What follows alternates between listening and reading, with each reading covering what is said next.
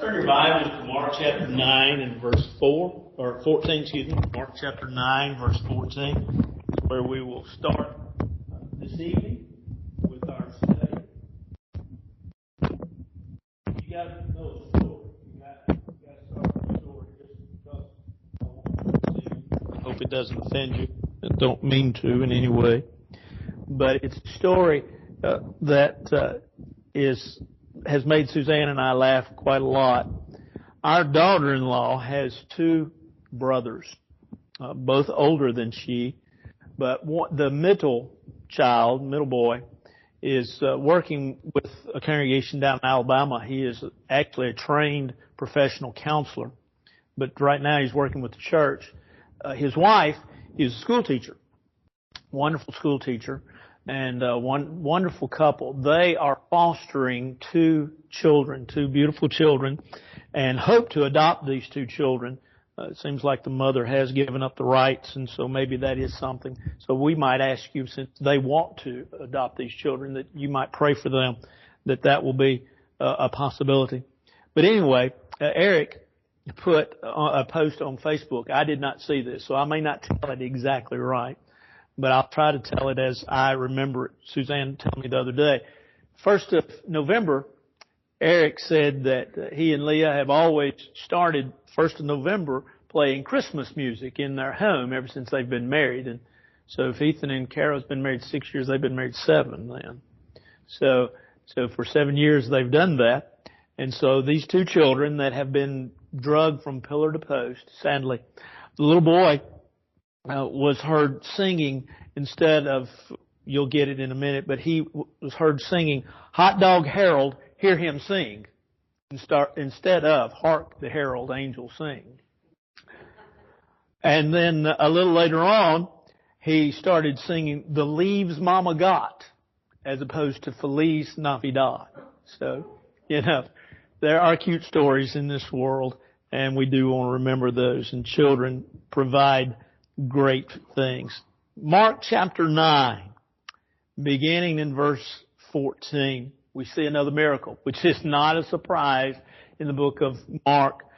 But there is a great, great lesson that we want to discuss as we get to the end of this little section, verse 29. But let's look at this and let's walk through this and let's see some things that are just noteworthy and mindful of things we need to think about. It says, when he came to the disciples, the he there, of course, is Jesus, he saw a great multitude around them and the scribes disputing with them. So you have this scene, and when I have read that, and when I first read it again this morning thinking, I thought, well, you had an argument, but the word disputing there, New King James translates it, is the idea of they were talking. The one side, if you will, disagreeing with the other. But it's not, it doesn't necessarily mean this was a heated debate. This was a discussion that was going on between some of the disciples of Jesus and the scribes. And immediately, it says, verse 15, when they saw him, when Jesus came by, as he came up, they recognized who he was. And all the people were greatly amazed and running to him, greeted him. And so they see Jesus and they're running to see him and to talk to him. And he asked the scribes, "What are you discussing with them?" Then one of the crowd answered and said, "Teacher," and that's, we made mention of that last week. That's something that is common in reference to Jesus. Sometimes they call him rabbi, sometimes they call him teacher. He even refers to himself in the book of John as being teacher. It just is a way of greeting him and acknowledging him and giving him, being Christ, a title of what he does and what he was doing. And so they said, "Teacher, I brought you my son who has a mute spirit." This man brings a young boy, his son, who is not able to speak. Wherever it seizes him, it throws him down. He foams at the mouth, gnashes his teeth, and becomes rigid. So I spoke to your disciples that they would cast it out, but they could not. This young boy has some sort of problem. Now, you can look at that and you can say, well, I know what that is. That's an epileptic seizure. Okay. Some would say, as they look at it, they would say, well, that's demon possession, because it says, with regards to this spirit, it says that he has a mute spirit, but then it says that this spirit seizes him, throws him down, he convulses. What do we know about demons? Well, we really haven't spent a lot of time talking about demons, and in many ways, what we know about demons, a lot of it is conjecture through reading of the Scriptures. Where did they come from? Well, they had to be created beings. Nehemiah 9 verse 6 sort of helps us in that regard, if you recall, because Nehemiah says, You, O Lord, art God. You've made the heavens and all things therein, the sea and all things therein, the earth and all things upon it. God created everything. Well, what were they? Created beings. We don't see them a lot. We don't see them really in the Old Testament. We really don't see them after, say, Christ in the New Testament. There's that 400-year span. Did they come along during that time? I honestly, and the best answer I could give you is I don't know. I know what I think they are or were.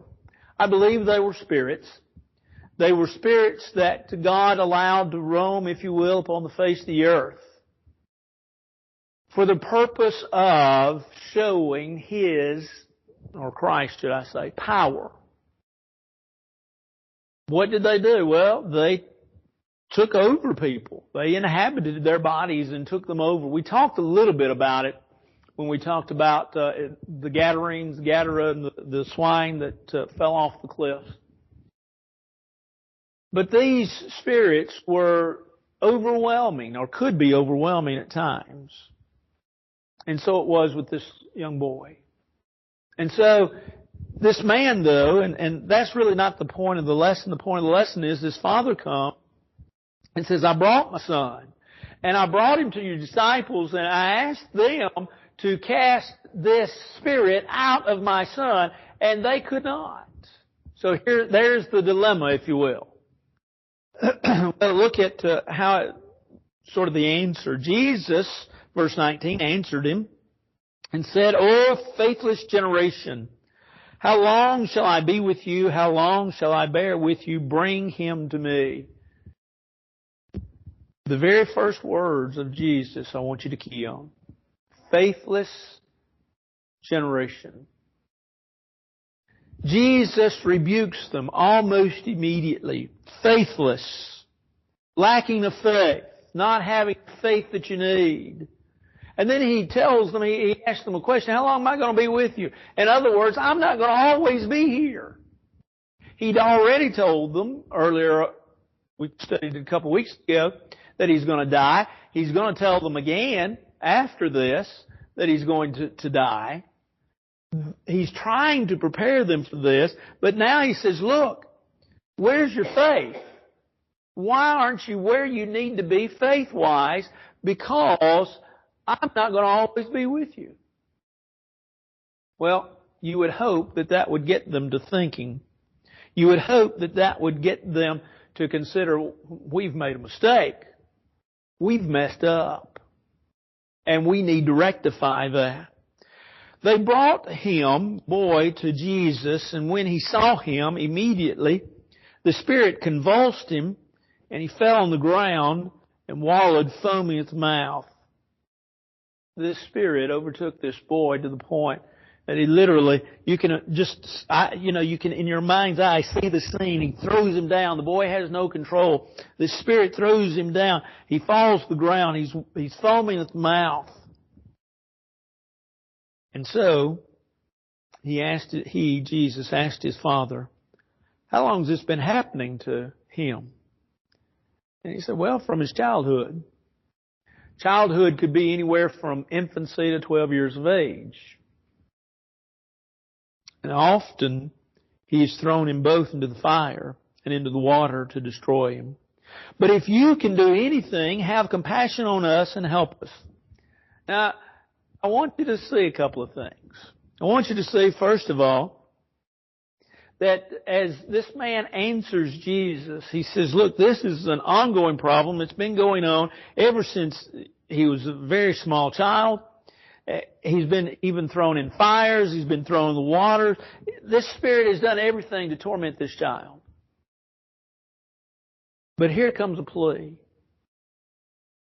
A plea that is predicated upon faith, but not really. But if you can. If there's anything you can do. But now, who wouldn't do that? What father with a child in that position, with that problem, that predicament, would not go to the ends of the earth for their child? I don't know of a good, upstanding parent that wouldn't. And so this father is commended. I think he's commended for several things. I think he can be commended for the fact that he had enough faith to come to find out if it could be done. I think that he had enough faith to inquire and to ask Jesus, but I'm not sure how strong his faith was for the simple reason he says if. He doesn't say, because or since you are the Son of God, or you can do this, will you do it for me? But it's conditional, if. So his faith is really good, as we'll see in just a second. But it is no better than the disciples. I'm drawing you an outline, and I'm going to bring that picture to a close here in just a minute. And so, Jesus, verse 23 says, if you can believe, all things are possible to him who believes. Now think about what Jesus says. If you can believe. See, there's conditional. If you can believe, all things are possible. But you've got to have faith. Faith is the building block. Faith is the basis. Faith is where you start. You start digging, or you start building a house, you don't start with the roof, right? You start where? Digging the foundation. And the foundation has to be dug, and it has to be dug correctly. When I was in Waverly working with that congregation, we built behind our building, we built what we called an enrichment center. It was a fellowship hall, and the kids could play in it, and it was a very large building, matter of fact. But when they laid the foundation, they dug it, and they dug it correctly.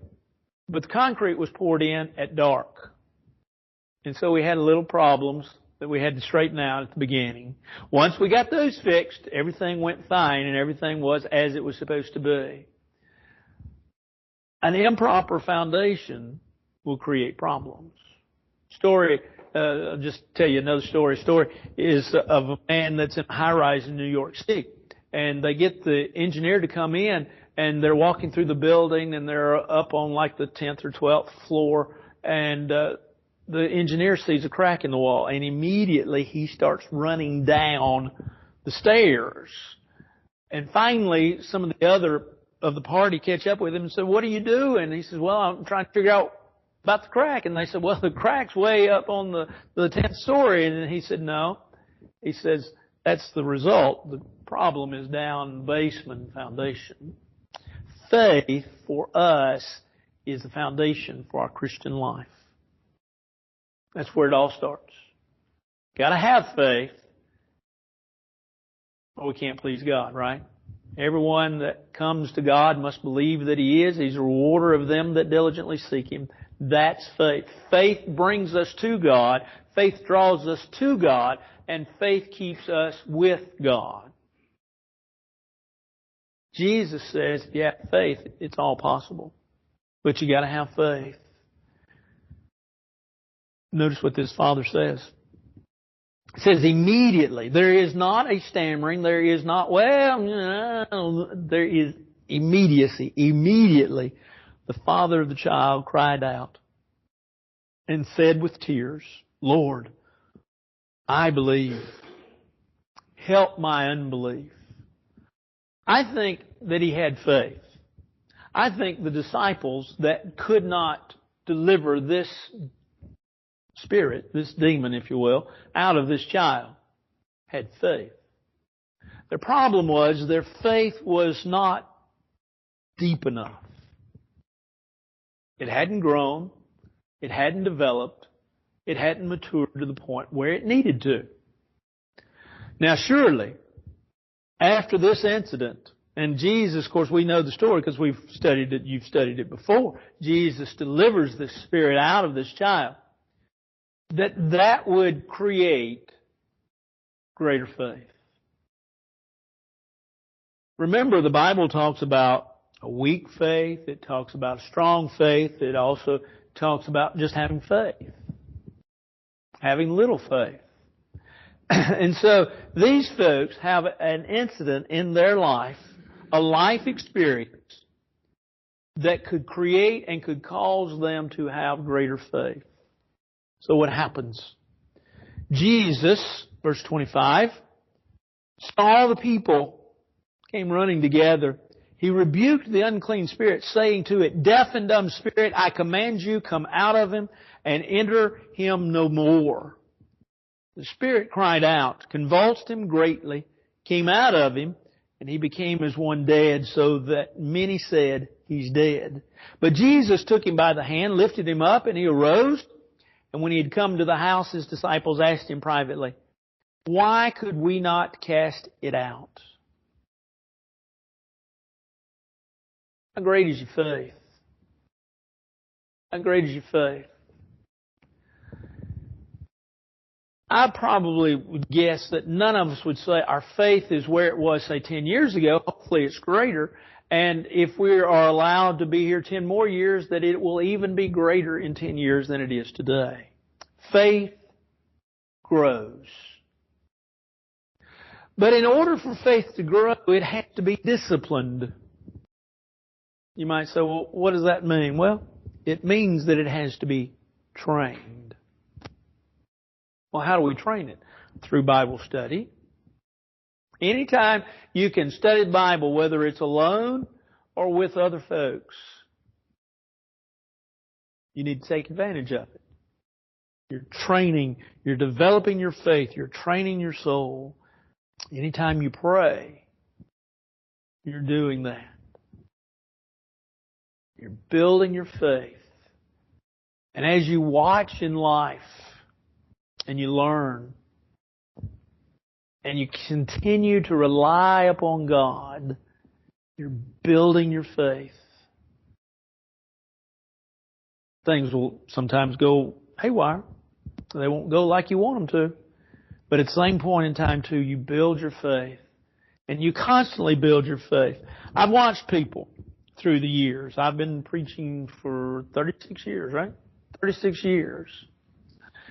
And in all of that time, I've watched people, and I've watched some never grow.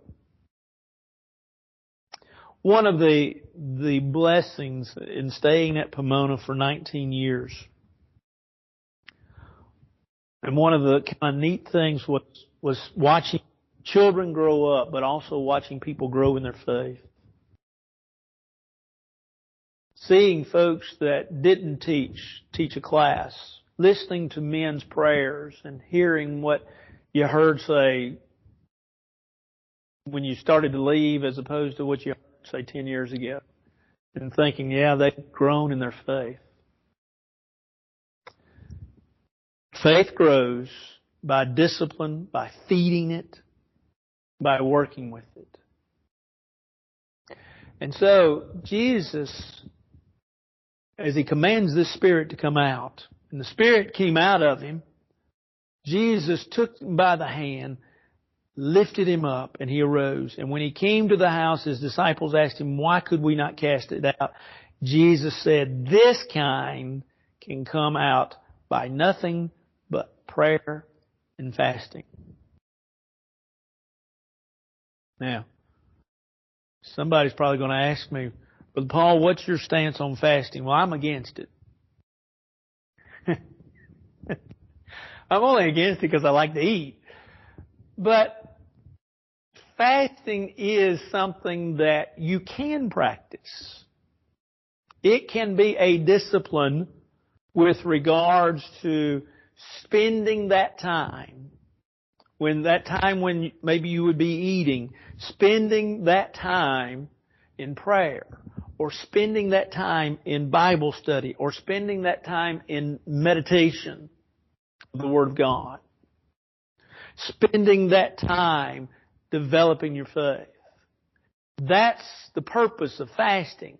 Now, I know that there's clinical fasting, diets and clinical fasting for procedures, surgeries, things of that nature. And sometimes those have to be done. And I also know that the Bible talks about fasting, but think about it this way. It never commands fasting. Now, a diabetic cannot fast. We know that, right? You've got to have at least 3 meals a day if you're a diabetic. So, God doesn't ask us to do something that we can't do. So, can we fast? The answer is yes. Must we fast? The answer is we do not have to. What do we do when we fast? Well, like I said, meditation, prayer, Bible study. Those things. But fasting is a way to draw us back to God and to get us to be more God-centered. Now, as Jesus said this, He said, your faith needs to grow. You need to develop your faith.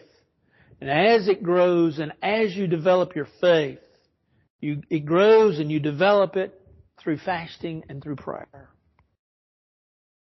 Now, there's a lot that I haven't said there, and I know that, but maybe you can fill in the blanks. What's something we need to talk about or a question you need to answer that I can't answer, but we'll let Ken answer it. Ken says, no, not me.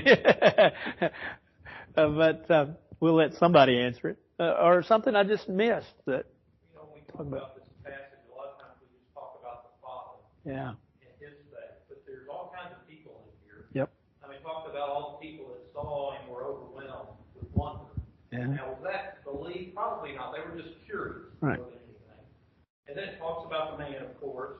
I think it's interesting, too, that it says that when it talks about, down verse 20, it says, so they brought Him. We don't know if that was the people brought Him, the leaders brought Him, the disciples. I'm kind of thinking maybe it was the disciples, and they were kind of coming with their heads down, thinking, we couldn't do it. Why couldn't we do it? Right.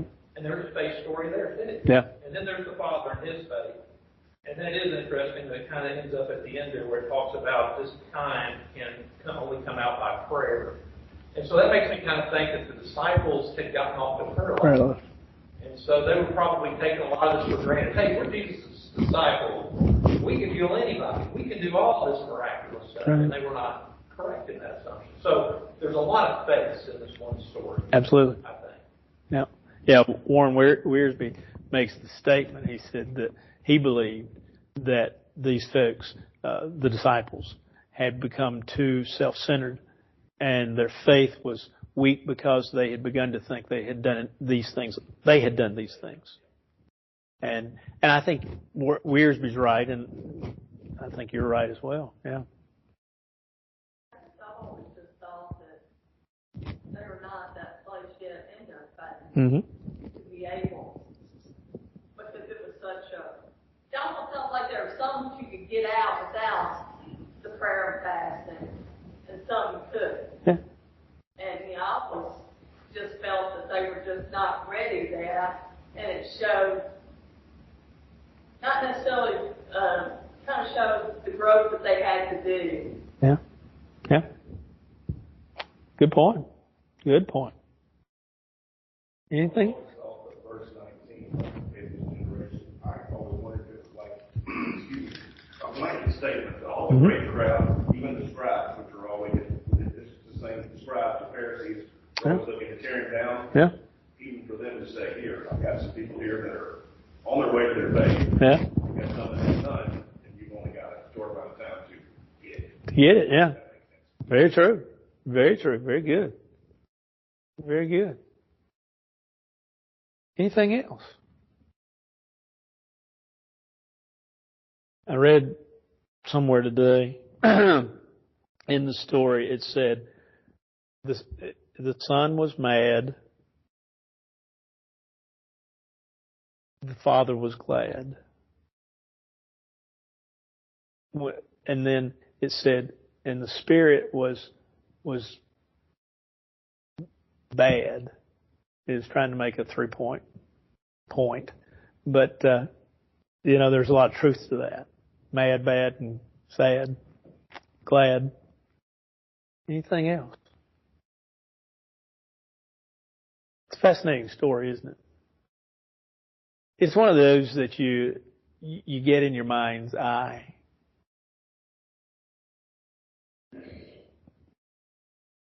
It's always important. Build your faith and understand that it's all about God. It's really not about you. And I'm just thankful that the Lord sees fit every once in a while to use me. And that thrills me. I don't mind telling you, my 2 hours spent today with Vaughn made my month. Not that you can't make it tomorrow, but, it made my month. And so, anything else? Well, let's look. We've got a couple more minutes, if you don't mind. Because the next section is just more of a statement than a lesson learned. Then they departed from there and passed through Galilee. Where's Jesus headed? Jerusalem. Yeah, we're headed to Jerusalem. I haven't made a big deal of that, but that's where we're headed. We're headed to Jerusalem. We have, so I guess, so to speak, we have made the turn now, if you will. If you've ever looked at Jesus and his ministry and how he went to Galilee and then he comes back, well, we've made the turn and we're headed back to Jerusalem in order to be crucified. And so, as they make the turn, they pass through Galilee, and he did not want anyone to know it. Now, once again, I have no clue. We've come across that again. I don't know what the purpose is. I tend to lean towards the fact that it's just that Jesus knew that his time was drawing near, and he didn't want to be stopped. Because here's what he does. He says, for he taught his disciples and said to them, the Son of Man is being betrayed into the hands of men, and they will kill him. And after he's killed, he will rise the third day. But they did not understand this saying, and were afraid to ask him. We saw in chapter 8, Jesus started in Mark's account. Now, actually, I think he probably started earlier than that if you go back and look at the book of John. But in Mark chapter 8 especially, he begins to talk about his death. Jesus begins to tell the disciples, hey, it's going to come to an end. I'm not going to always be here. And when he talks about his death, burial, and resurrection, he talks about the gospel that we talked a little bit about last week. He talks about the good news. But he does it and they don't get it. Now, that's not to say that they hadn't seen a resurrection. They hadn't heard of it. Go back to the days of Elijah, right? And you see that happened. It's the fact that they're not connecting all the dots. But it does. When you're in the midst of the forest, sometimes you don't connect all the dots. You don't realize you're in the midst of all the trees until you get out of them. And so it is here. They're just not connecting the dots. And so they're wondering and they're confused. Somebody would like to add to that. Well, let's look at something. Let's just look at the next section very, very briefly. It won't take us but a minute. Verse 33. He came to Capernaum, and when he was in the house, he asked them, what was it you disputed amongst yourselves on the road? In other words, there's a little discussion. And the word dispute there has the idea of not of just a knockdown, drag out fight, but there was a discussion, pretty good discussion amongst the disciples. And so Jesus says, what was it you were talking about? And he sat down and he called the 12 apostles, of course, and he said to them, if anyone desires to be first, he will be last of all and servant of all. You see, they're concerned about who's greatest. When you read that, you go, where's that coming from? They were all given the same abilities. They were all given the same opportunities. And they're all of a sudden worried about who's going to be first. Now, let's think about it along 2-3 different lines. First of all, in last week when we talked about the Transfiguration, did Jesus go up the mountain alone? Who did he take with him? Peter, James, and John. Took 3 of them with him, right? So now all of a sudden there's a concern. Well, maybe Peter, James, and John are the favored. Remember, Mrs. Zebedee wanted her boys to sit at the head table. There was something within them that said, who's going to lead this group? And it may not necessarily have been because they just thought, well, we need a leader. But they were concerned over who's greatest, who's going to be that leader that's not only going to lead us, but who's going to take over. And so maybe in some ways it was a thought of power. Maybe it was jealousy. I don't know why the dispute, why it came about. Maybe it's just their human nature. Maybe it was because a bunch of men, they had nothing else better to talk about. But they're disputing amongst themselves. And so Jesus says, if you really want to be first, you'll be last of all and servant of all. Greatness comes in serving. Greatness comes in serving God. Greatness comes in serving others. Now, notice then verse 36. Jesus took a little child, set him in the midst of them, and when he had taken him in his arms, he said to them, whoever receives one of these little children in my name receives me, and whoever receives me receives not me, but him who sent me. We will sit here and ask, why did Jesus go from the idea of a little child to the idea of one that receives or one that serves God?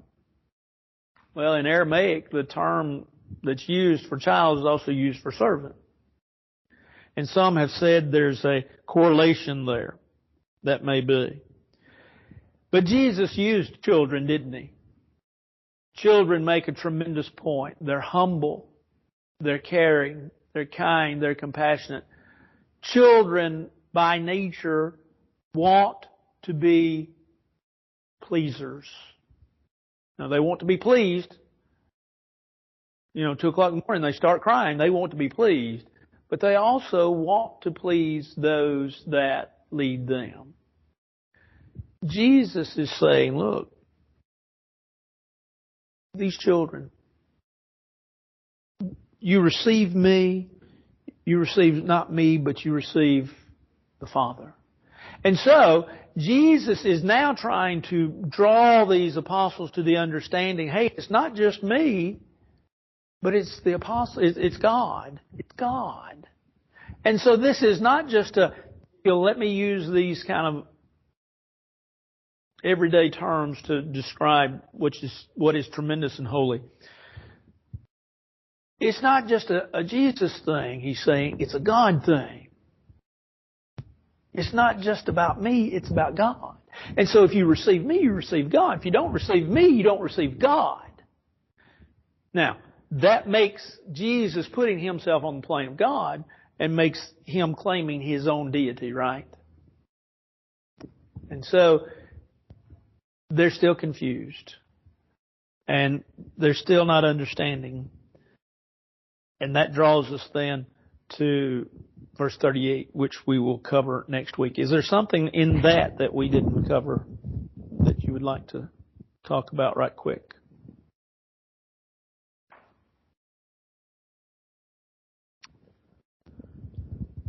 All right. Well, glad that you're here. Glad that you have come.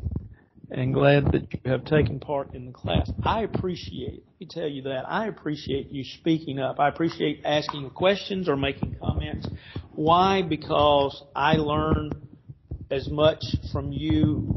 Well, no, I'll take that back. I learn more from you and what you say than what you will ever learn from me. But it also gives me a great insight into sometimes things that I haven't even thought about. So feel free to speak up anytime you want to, but you don't have to, by no stretch of imagination. Anything else? I've always wondered why he spoke in third person. Yeah. That doesn't help me understand the points that he's making. Yeah. Jim, you've asked a question which there's no answer to. As far as yeah.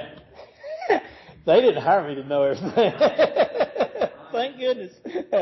But it is interesting that he does use, if you go back to the Greek, there's what's called first person, second person, third person, which there is in English. I know that, but I mean, there is in Greek as well. And he uses third person.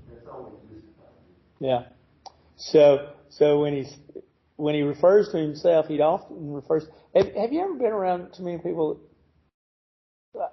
We had a guy at Pomona. He had passed away now. I had the wonderful pleasure of teaching him and converting him.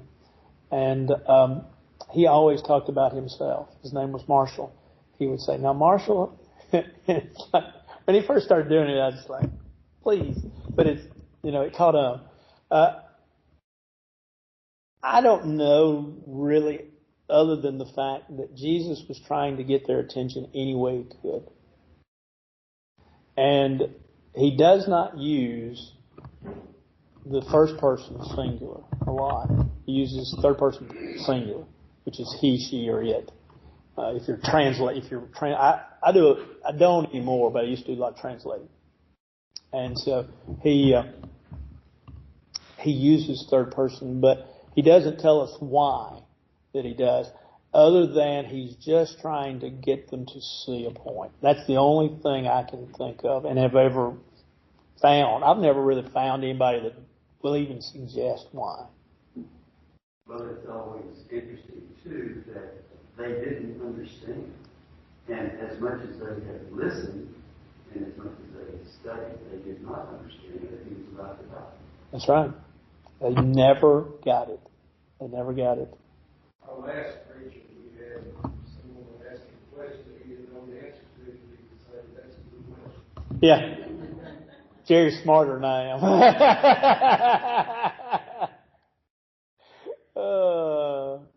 did try to put him on the spot. That doesn't bother me, and I know it doesn't bother him, but it doesn't bother me either because. What is he going to say? That's a stupid question. Yeah. No, that's what you and I would say. I sat. Oh yeah. I sat. I learned very early on. I was a freshman at Freed-Hardeman. I was sitting in Greek 1 and Greek 2, and then I sat sophomore Greek 3 and Greek 4, and then junior Greek 5, and started in Greek 6. And I needed to go study something else. And so, but anyway, Brother Dow Flatt, who is no longer on the face of the earth, unfortunately, was a kind and gentle spirit. His upbringing was country boy, but he had his doctorate degree, and he was wonderfully kind. And guys would sit there and ask the stupidest questions, and he would look at him and say, "That's a good question," and I'd just shake my head. It's sort of like yesterday I went to mail the bulletins, and there was a guy in there, and he brought a box in. It didn't have an address on it. He wanted the clerk behind the counter to address it for him. She told him and showed him what forms he'd have to fill out. He didn't want to do it. He said, "Well, I'll have to open up the boxes." She said, "Fine." And she said, "Let's just figure out how much it's going to cost, because you've got how many?" And he says, "Well, I've got 4 others in the car, just like this one." And so she said, "Well, tell me the address." And so he started telling her the address, and then he said, now we need to put that in care of. She said, I don't care who it's in care of. I'm trying to figure out how much it costs by virtue of destination. He never did get it. And finally, he looked at her and he said, well, I got to go out to the car and get my boxes. Do you also have a marker that I can use? And I thought, buddy, you don't go fishing, do you? Because if you go fishing, you take a fishing pole and you take tackle and, you take all that stuff. And I walked up to her because I kid with her name is Samantha. She's a sweet lady. And I walked up to her and I always kid with her. Because I get there about the time she's ready to go to lunch. And I said, it's time to go to lunch. And she said, it sure is. And I said, have you had a long day? She said, I sure have. I said, well, have you put up with much like that? She said, I sure have. And so life's great. All right. Anything else?